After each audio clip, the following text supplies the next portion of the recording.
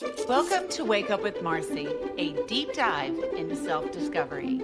I'm your host, Marci Hopkins, and this is the space where we get real about life, transformation, and finding our true selves. Welcome to Wake Up with Marci. If you're here, you're seeking self-discovery, parenting tips, mental wellness, and guidance through life transitions. I'm Marci, your host, and I am so excited to embark on this journey with you. Today, we're tackling a topic that affects us all, and that's body image. How can we move beyond unrealistic beauty standards and embrace true self acceptance? Joining us is Dr. Rachel Goldman, a nationally recognized clinical psychologist and expert in mind body wellness. She specializes in stress reduction, disordered eating, and helping people build healthier relationships with their bodies. As a clinical assistant professor at NYU Grossman School of Medicine and a private practitioner in New York City, Dr. Rachel uses cognitive behavioral therapy to empower individuals towards happier, healthier lives. Dr. Rachel's passion for self discovery makes her the perfect guest for this episode. We'll discover and explore body image, societal pressures, and practical strategies for embracing who we are. So let's dive in and wake up to our true selves with Dr. Rachel Goldman. So, welcome, Dr. Rachel. Thank you so much. I'm so excited to be here with you today. So thank you for having me. I am so grateful for you to be my first guest on Wake Up with Marci. And it's truly a topic that is top of mind, especially for women. I recently was out shopping with some ladies, and we all had this image of what we looked like and how we looked in these clothes. And we're telling each other, no, you do not look bad in those shorts. Your legs do not look bad. I mean, I think you have body dysmorphia. I think we all deal with this. We all do deal with it, unfortunately. I think everybody can relate to some level at one point or another in their lives that they didn't feel so great about their bodies. Yeah. And that's okay, right? It's Hmm. a matter of kind of what we do with that thought Yeah. and how it's going to impact us. So, as a psychologist, especially in this area, the mind body connection, what really inspired you to focus on this area, body image, body acceptance, and overall well being? It's such an interesting question and answer that I often get. And, it kind of all starts, I would say, with apps. It's actually the topic of your podcast, right? It Hmm. kind of all starts with self discovery. So as a child, I was a dancer. I grew up in a very small town, though, so the competitiveness, the competition was not there to my luck, I would say, or to my benefit. There was never any pressure on us growing up of being like a certain body shape, size, or anything. I think just growing up in a small town, maybe that wasn't there because of that. Um, but I think through dance, I kind of was learning about who I was as a person. And Hmm. it's funny because I actually never wanted to go into psychology. And it's kind of really funny because it's not like I just didn't think to be in psychology. I actually adamantly tried to avoid it, like purposely. And the reason was because my mom is not a psychologist, but she majored in psychology. And my mom and I are very similar. And I was like, you know what? I'm going to be different. I'm going to be different than you, and I'm not going to major in psychology. So I didn't know what I wanted to do, but I knew I didn't want to do psychology. Yeah.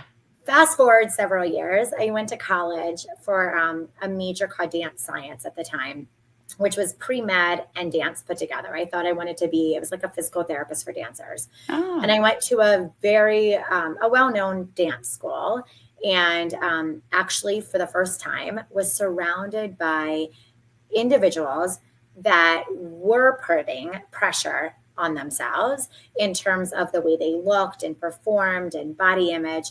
And I never really experienced that, like I said. And I was shocked. I honestly was shocked with what I witnessed, what I observed. And it quickly made me think, wow, what is going on in people's brains that is making them think this way? And I was very curious of understanding the why. And very quickly, I was like, wow, I think psychology is my calling.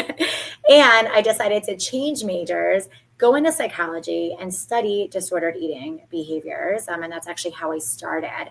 So Mhm. it kind of all came about related to kind of just an interest in learning about myself and wanting to understand more of the reason why we do what we do and why we look in the mirror and feel a certain way. Because, of course, I'm seeing my roommates, I'm seeing my friends struggling. Mhm. And I'm like, what do you mean? You look amazing. What do you Yeah. mean? You know? So that's kind of how it all started. And then kind of life happened, fell in the right place at the right time with the right people, with the right mentors, and things just kind of evolved from there. Amazing. And there are so many issues with eating disorders Yeah, within the dance community right. in that world. And there's so many pressures. So it's wonderful to hear that you did not have that growing up, how Exactly. positive that Yeah. is.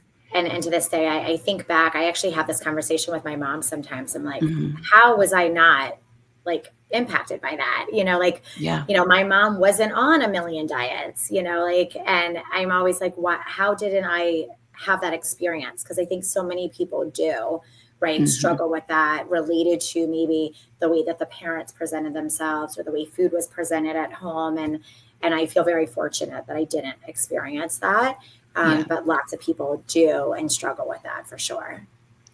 And right now, I mean, that's something that's spoken about so much as far as parenting and how we're feeding our children and making sure that they're not having, sweets or all of these over processed foods.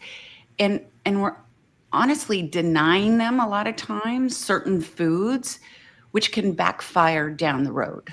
Exactly. And exactly. And so we'll talk about that a little bit more, but I want to talk about the differences between body positivity, body neutrality, and body acceptance. Because you brought up body neutrality for me, and that was something that I hadn't really heard before. And I Yeah. brought it up to my trainer, and he too had not heard about that. Mm, So if you yeah. can talk about that a little bit, I'd really appreciate it. Sure. And I love talking about this because, body positivity is a very well known kind of movement or a well Mhm. known term, right? And a lot of people have heard of body positivity. And this is why I think body neutrality needs to be talked about because people hear of body positivity, but body positivity may not be realistic for a lot of people. Mhm. And that's why I always like to go back to okay, if this isn't realistic, what can we offer people then? Right. So, body positivity is this idea that I love my body no matter what. I love the way that it looks. I'm okay with it. I'm accepting it. And that's that. Right. Now, of Mhm. course, I'm overgeneralizing a little bit and sharing a little bit of the extreme, but it's really focusing on the body appearance. And like, I love the way that it looks.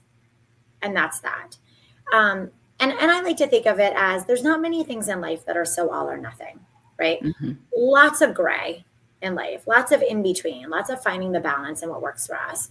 Yeah. And it is just not realistic to think that we are supposed to wake up every morning and be like, wow, I love my body today. I feel amazing. Let's go. Now, if that works for you, amazing, right? There is a time and a place for things like positive affirmations. There is research obviously on positive psychology, but there's a difference between being overly positive and being realistic or being Mhm. hopeful, right? Mhm. So if you are not somebody that thinks it is feels normal to you or doesn't resonate with you to say something like that, that's okay. Like Right. I don't think I wake up every morning being like, "Yay, I love the way I look today." I Right? don't. Right? Isn't we just don't. And maybe Yeah. we have to do things to force it. And there's like that make it till you break it kind of mentality. Like I'm going to tell myself I love my body today and hopefully it works out okay, right? Yeah. Yeah. But body neutrality is actually taking the focus away from appearance, which I think is very important. In today's world, there's way too much focus on appearance when really our bodies and our appearance only tell us so much, right? Like Mhm. I always joke, we don't have post it notes on our forehead saying what we're struggling with, right? Mhm. Somebody could be in a larger body, somebody could be in a smaller body, and we don't know. Are they trying to lose weight? Are they trying to gain weight? Are they healthy? Are they not healthy? What are their struggles? What does their mental health look like? We have no idea. All we know is are they in a larger body or a smaller body, right? Mhm. Or maybe the color of their skin. There's certain Yeah. things we know, but that's it. We Right. don't know the story.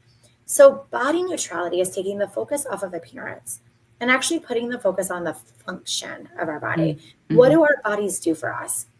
Now, I love that you brought up before, like the parenting and the child, thing that we'll get to. But so I'm a parent. And I think, I'm also a runner. I used to be a dancer. I'm also a runner. I'm a parent. And I like to think too what my body does for me. Well, Mm-hmm. when I am running, or even when I'm not running, I'm like, wow, my body just allowed me to run X amount of miles. I'm training for a half marathon right now. So the miles are a little That's longer than normal. awesome. Yeah, thank you. Or when I was pregnant or looking back, I'm like, oh my gosh, how incredible is it that my body allowed me to do this, Mm-hmm. right? So I think we can find a place where we appreciate our bodies and love our bodies for what they do for us, even if we can't fully accept or love the way that our bodies feel or look in the moment, Mm-hmm. right? So I think we can go back to this idea of what our bodies do for us. My arms allow me to hug my children, Mm-hmm. right? My legs allow me to walk my child to and from school. My body allows me to do what it needs to do, right? Yeah. That I think is a little easier for us to identify, for us to list than And it maybe is, that sounds like it's about shifting our mindset when we talk right, about how we're thinking about something. exactly.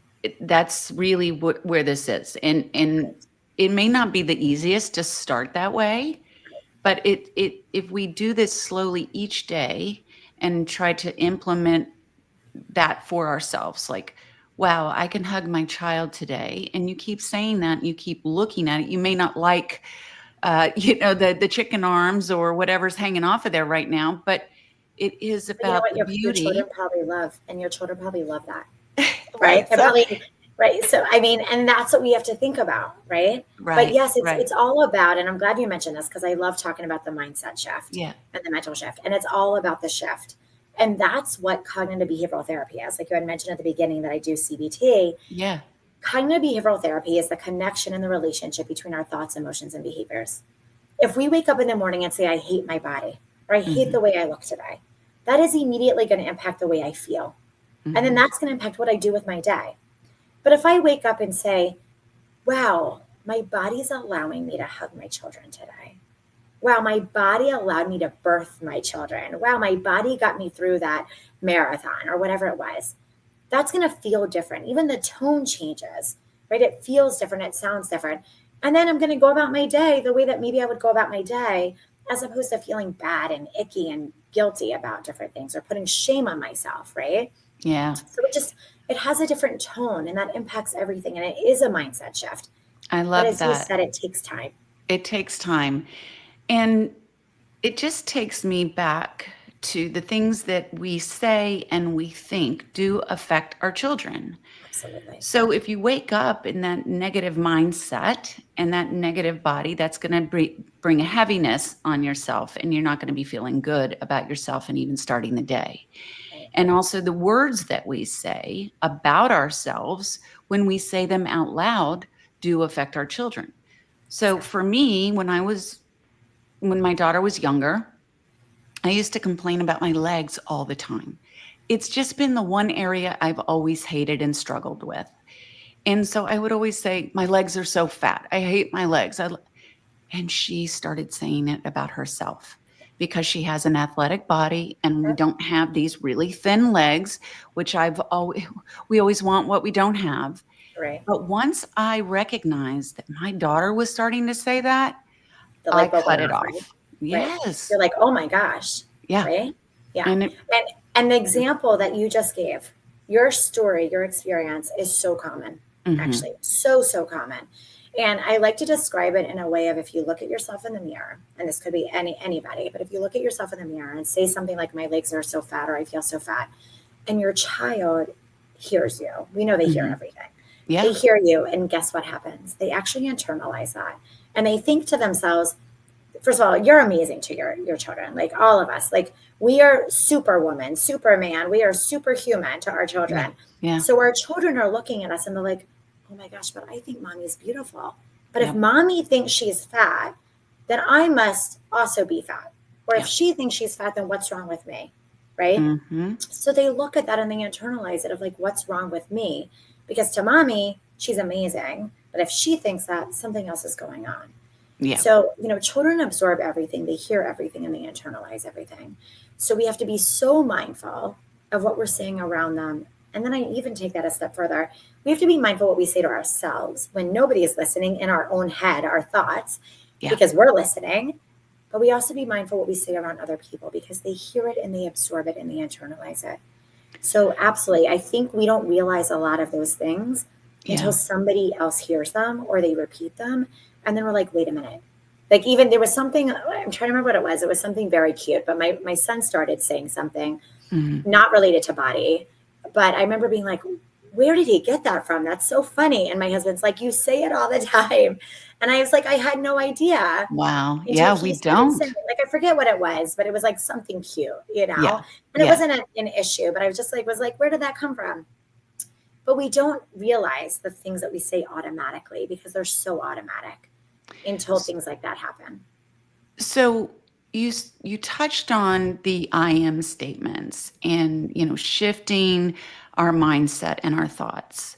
So how can we really shift that? So if we want to lose some weight or change how our body looks, which also affects how our body functions, how can we shift our mindset around feeling positive and not setting these huge goals where we're failing before we even start? Right. And So do that's you believe those I am statements work? so so funny. So I'm going to first focus on the body part that you just said. Mhm. So I think that is also where, I think body positivity is setting people up for failure in a way or disappointment, right? Mhm. Because, and also let's talk about social media for a minute, right? Like, Yeah. unfortunately, I think because of social media, we have more comparison, we have more disordered eating behaviors and thoughts than we ever have Mhm. because of that. And I think if we see somebody on social media being like, I love my body, yeah, you wake up, feel great. And you're like, well, I can't do that. That means something's wrong with me. Right. So I Right. think that belief is already setting us up a little bit for failure, which is why, again, I like body neutrality and working towards body acceptance. So if we don't like something, for instance, again, going back to thoughts, emotions, behaviors, if I were to wake up and say I'm a failure, and Mhm. that's not going to feel good, right? I Right. don't want you to change that thought to I'm a success or like I'm going to get that job because that might not be realistic either, and that could be setting you up for failure as well. So we want to when we talk about shifting the way we talk to ourselves, we want to shift it in a way that is neutral and is realistic. So I'm saying we're not going to go super positive if that's not realistic, right? If Mhm. you saying I'm amazing doesn't resonate with you and you feel like you're fake, then maybe that's not the right mantra or self affirmation or something for you to say. But for like the job situation, I like to use that as an example. I'm not going to get the job. You're already setting up for failure, as opposed to I'm going to try my best. I don't know if I'm going to get it, but I'm going to try my best, right? Mhm. Or even weight Mhm. loss. I don't know if I'm going to lose weight, but I'm going to try to change these behaviors and I'm going to see what happens. Right. It's not setting us up for this all or nothing mentality. Mhm. So shifting to a more neutral place is a good first place to start. And then I like that you asked about the I am statements because actually my son's lunch every day, I Uh-huh. actually put on a napkin, like something like that, a little note. Yeah. And so one of his teachers made a comment yesterday about this actually was like, I love your affirmations that you give your son every day. And I had to think about it for a moment, like, what do I do? Um, and I do it because we talked about it at home and it's something that he likes. So I put in the note like, you are amazing, or you are kind, or you are a good friend, or sometimes I write I am because he's reading it. But I'm doing them with words that I already know that he's using and resonate with him. So, like, I know he says in school, like, I am brave, I am kind, I'm a good friend. So, I'm not going to put something that maybe is not going to be believable to him. But I Mhm. do believe in those affirmations. And there is some science even in acting in the way that you want to feel, right? So, Mhm. if you want to say, like, if you want to feel brave and say, I am brave, that might help you get closer. Yeah. But again, if that doesn't resonate with you and you're like, that is total BS every time you say it, then it's not going to work. Yeah. So, kind of Mhm. checking in with yourself and being like, is it helpful for me to stand in the mirror and say, I am amazing, I am beautiful? Then go with it. If you're not sure, try it. If it doesn't feel right, don't do it. But So if it what, feels so unattainable, uh-huh, then that's not for you. right. So can you give us some key, maybe 2, 3 CBT techniques that we could incorporate into our days, into our lives to challenge these negative body thoughts that we have? Yeah. So when we have, I like to call them unhelpful thoughts. Mhm. Scientifically, psychologically, we actually call them cognitive distortions. That's the term for them. They're automatic thoughts that we all have. That literally, I want to repeat that we all have. They're automatic because we've been saying them for years. Our brain is used to them. So our brain kind of spits them out. And when we're tired, emotional, or stressed, it's really hard to challenge them. Mhm. So the first step is to identify them, right? And I like to be able to identify them and to help people in that process by asking yourself, how does it make you feel? If the thought doesn't make you feel good, that means that it's an unhelpful thought. If it feels good, go on with your day, right? But if I say I'm a failure and it makes me feel like a failure and it makes me feel icky, that is not a good feeling. I don't want to feel that way, so it's unhelpful. Mhm. So the first step I would say is maybe to do something like a thought journal. Like start writing down some of these thoughts and ask yourself, how does this thought make me feel? If you identify it's unhelpful, then the question is, what do we do with it? We actually have two choices. We can either let it be and accept the fact that thoughts are not facts, right? We could just say, it's just a thought. It is what it is. And we go on. Mhm. Sometimes it's easier to do that if we think of the thought as like on a cloud. It's like a cloud passing by. This thought is going to pass on by. This feeling is going to pass and it's fine. That's really hard for a lot of people to do. So Yeah. I like to take it a step further and challenge the thought. So where's the evidence that this thought is not a fact? We know that all thoughts are not facts, but we want to put the thought on the stand. Where is the evidence that this thought is true? Right? So if I say I hate, or actually I hate my body is not a good example. An example might be, I'm going to use your example. My legs are fat. Okay. Yeah. Where's the evidence that your legs are fat? Is it a belief? Is it a thought? Or is it a fact? Mm. Right? There's Mhm. probably no evidence that your legs are fat. You probably can tweak that thought to be like, I don't like the way that my legs feel today. I don't like the way that my legs look. Right. But that's different than my legs are fat. Right? Right. So if Uh-huh. we identify that there's no evidence, then we could say, okay, what is a more helpful thought? What is a more helpful statement, a more real factual statement than my legs are fat? Mhm. Let's use your example. What would you say? How can you tweak that thought to be more realistic and more neutral? They're not how I look, but I can work on them. Okay. Does that So, work? yes, my Mhm. legs are not defining how I look or define who I am, Mhm. but I can work on them. Mhm. And that is where the body acceptance and body neutrality also comes in. It's okay to love our bodies for what they are and still want to work on it. Mhm. Right? I think a lot of Mhm. people with body positivity are like, we can't change our bodies because like that means we don't love it.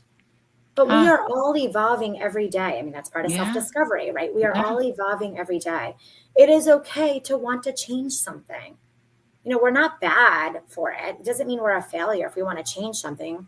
I mean, it's a little easier to change the color of our hair than Yeah. changing maybe our legs, but we can work towards it. And we can also work towards body acceptance. Maybe there's Yeah. things we can't change, maybe Mhm. genetics, maybe a lot of other factors that we can't change. And then we start working towards acceptance. But Mhm. we can try to work on maybe toning our legs a little differently, right? Or maybe like walking a little bit more, things that we can do that might help. We don't know for certain if it's going to change the appearance, but with body image in particular, actually research shows that movement actually does help improve body image. And that's because we feel like we're doing something that's going to make us feel stronger. It's I doing love something. walking. I just have to say, Yeah, it body, is. mind, spirit, it's amazing. It's amazing. Yeah. Yes. Movement helps us feel bad, Mm. feels better about our bodies. Yeah. We don't have to be running marathons, No. but we can be moving our bodies in a joyful way, in a way that makes us feel good. If you're not a runner, I tell people don't run. Yeah. Walk. If you love the elliptical, go on the elliptical. You love the bike, go to the bike. You love Pilates, do Pilates. Whatever makes you feel good. Mhm. And in time, you're going to feel stronger. And as we feel stronger, I think it is easier to have a more positive, I'm not saying positive, a more positive body image. Yeah, and don't expect things too quickly. I Exactly. think that that's another Everything thing. takes time. Right, we want things to happen immediately, and that's just become how we just want results right away, and it's just not the reality. Exactly. So let's go back. We started to talk about our children, feeding our children, and how we feel that they should eat, and the things that we're saying, the things that we're doing. So how can we do better as far as supporting and raising children that would have a healthier mindset around food, working out, and body image? Yeah. So first, I just want to tell people that I know this is difficult, and I know this is very sensitive topic, and I Mhm. know that a lot of people have a lot of different opinions Yeah, about it. yeah. So I'm going to give a perspective, obviously, from a professional standpoint, from the psychology, the science, and I'm going to share a little bit of what I do with my children. Mhm. Um, it works for my family. It may not work for your family. So first, I want us to think about how we view food, right? How we view our bodies, how we view food. Because if we say things like what we should be eating or what we can't be eating, we're already putting that label and that mindset present with our children, right? So Yeah. back to the words.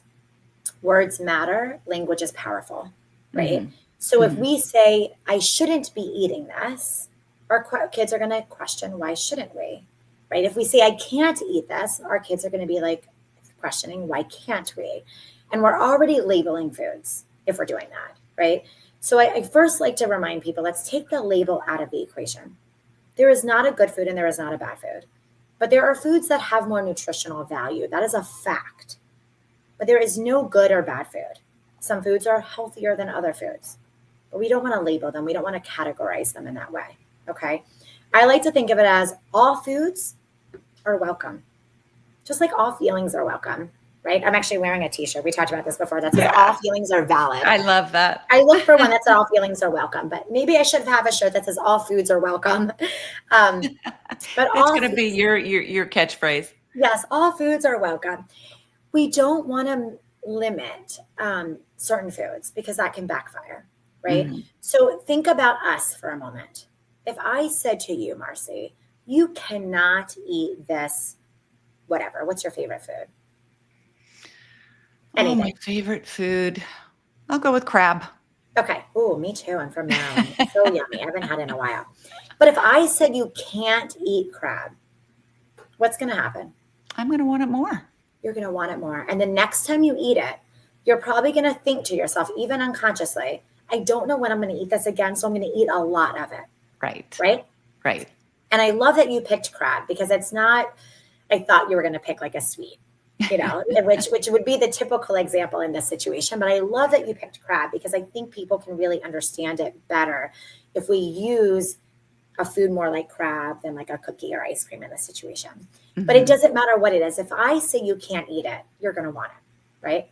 So actually, what I do with my son, I have a daughter also, but she's very young, so it's different. Um, I actually allow any food.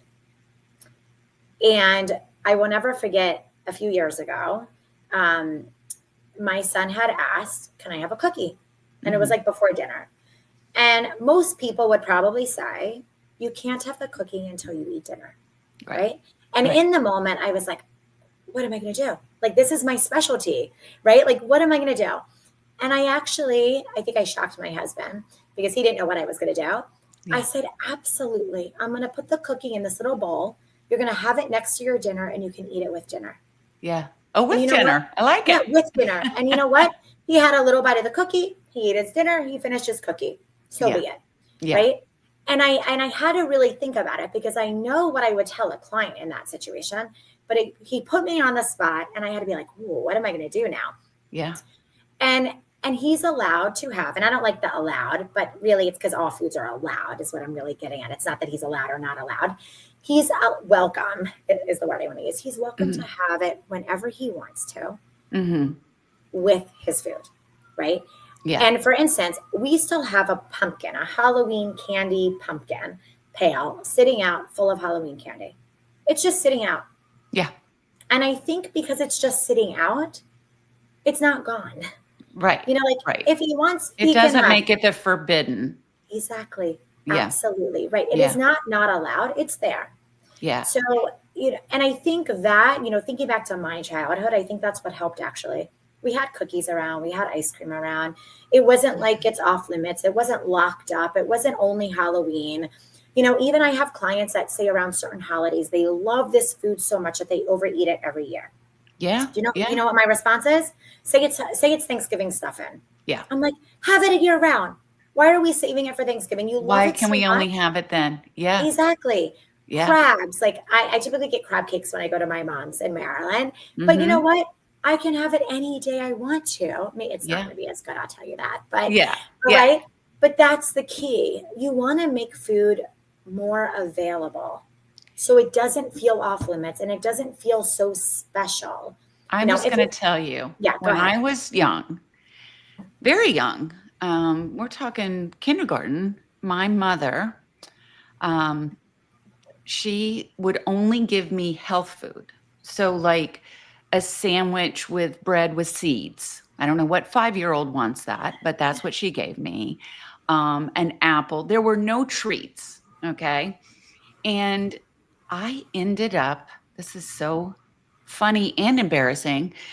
I started stealing other kids' lunch boxes so Just that as I could have the right. Twinkie Of or the course. ding dong. And I would get in the Because you car. didn't have it. Exactly. I was not allowed to have it. Right. And it wasn't in my home. I had no access to it outside of these kids' lunch boxes. So I was doing whatever I could to have what these other kids had. Right. Now, I'm a healthy eater, and maybe there's some subconscious thoughts that I learned from that, right? What healthy eating looks like. But also the deprivation made me act out Right. in a way that I shouldn't have. So, what you just described, we also see with individuals kind of hiding and hoarding food, Mm-hmm. right? So, maybe it's not a 5-year old, but maybe a teenager that has those kind of, I'm going to say treats with air quotes if anyone's listening, Yeah. um, with those kind of treats hidden under their bed, Yeah. right? Or in the bathroom and nobody can see that they're eating them, Yeah. right? Yeah. And those behaviors, when we ask where, like everything serves a purpose in life. And I always like to think of what's the why, what's going on that caused this, right? What's going Mm-hmm. on that led to this?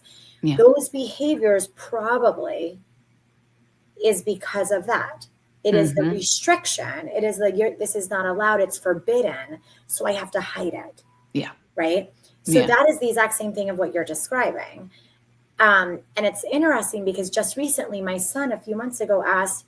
He used to get school lunch, and Yeah. I didn't question it. Whatever it was. It's what the other kids were doing. All of a sudden one day he's like, "Mommy, I want lunch from home." I'm like, "Okay, fine, more work for me, but you got it." And I started actually going through the little Halloween candy basket. And I'm like, let me find a teeny little something piece of chocolate to put in his lunch every day. And Right. it's funny because now every day he's like, don't forget the little piece of chocolate also. And That it's, brings a little happiness to him each yes, day. it does, with his little note that says, you are brave and you are I- kind. Yes. yes. Such a psychologist mom I am, right? Makes a good Um, experience. But it's so Mm-hmm. funny. So at night I'll be like, what do you want for lunch tomorrow? And we'll talk about it. And he's like, and don't forget my Yeah. little chocolate. I'm like, you Yeah. got it. Yeah. But he knows that he can have that. Right. And again, we want to be mindful, because I know we're going to get listeners saying, but my child's overweight. I hear Mm-hmm. this all the time. What should I do? My child's overweight. My child this. I'm concerned for their health. I hear you. Right. And it all goes back to the messaging. Right. Mm-hmm. And also, I like to tell people, I might actually do an Instagram video on this because it's the truth. I have dessert every single night. Mm-hmm. Absolutely. Every night. I don't think I miss a night. um, and I enjoy it. I love it. There's nothing wrong with it. Right. Yeah. So I tend Yeah. to tell my clients, I don't care what you eat. And this is a Mm-hmm. fact. Like I'm not lying when I say this. I don't care what you eat, but I want you to be mindful when you're eating it. Ask yourself how it feels and enjoy it. So if Mm-hmm. you're going to have a cookie, eat it slowly, sit down at a table and enjoy it and don't feel Right. guilty about it. Right. Right. So Be that being present said, in that moment. And then, exactly.